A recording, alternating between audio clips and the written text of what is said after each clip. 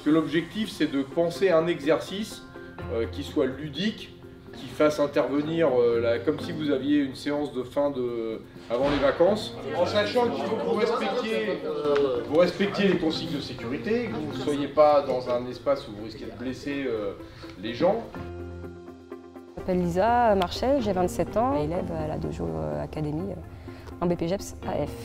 J'ai commencé le judo à l'âge de 6 ans, j'ai été sportive de haut niveau, 5e aux Europes et au monde cadet. Malheureusement, j'ai eu un gros problème de dos pendant 3 ans, je me suis fait opérer l'année dernière. J'ai beaucoup de frustration sur le fait de ne pas avoir accompli certaines choses. Ça m'a particulièrement impacté, le problème de dos, psychologiquement.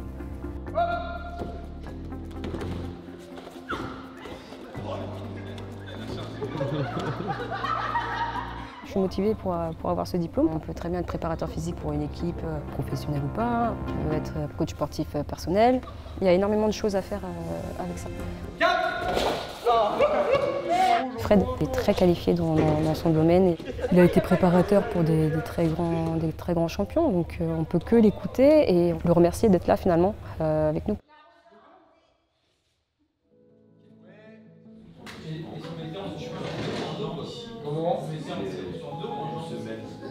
En train d'établir des cycles d'entraînement pour différents thèmes, prise de masse, augmentation de la force, augmentation de la puissance, réathlétisation. On est dans le cœur de leur métier, ils doivent concevoir et faire. On est en train de voir sur le pourcentage de l'intensité des charges de travail, pour voir si c'est cohérent. À partir de septembre. Là, c'est à partir d'août. On commence en août, carrément. À chaque fois, on a 1h30, voire 2 heures de cours de théorie. Et ensuite, il nous laisse en autonomie avec ce qu'il nous a montré.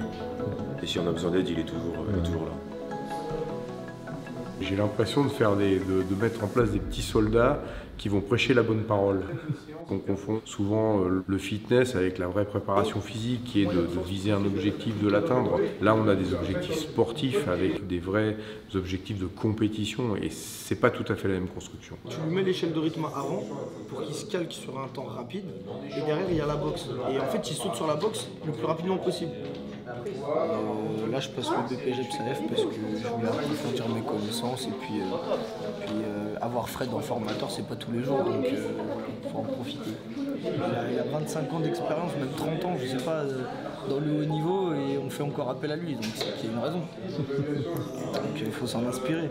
Vous allez réfléchir à une séance ludique de renforcement musculaire ou de cardio-training.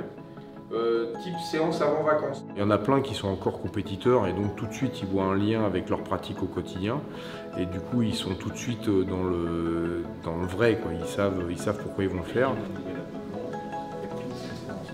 On est déjà des sportifs un peu aguerris, donc je veux dire il y a des exercices qu'on sait déjà faire, qu'on maîtrise. Je pense qu'on peut que devenir des experts. Un exercice ludique qui se fait, ça peut être en équipe, hein.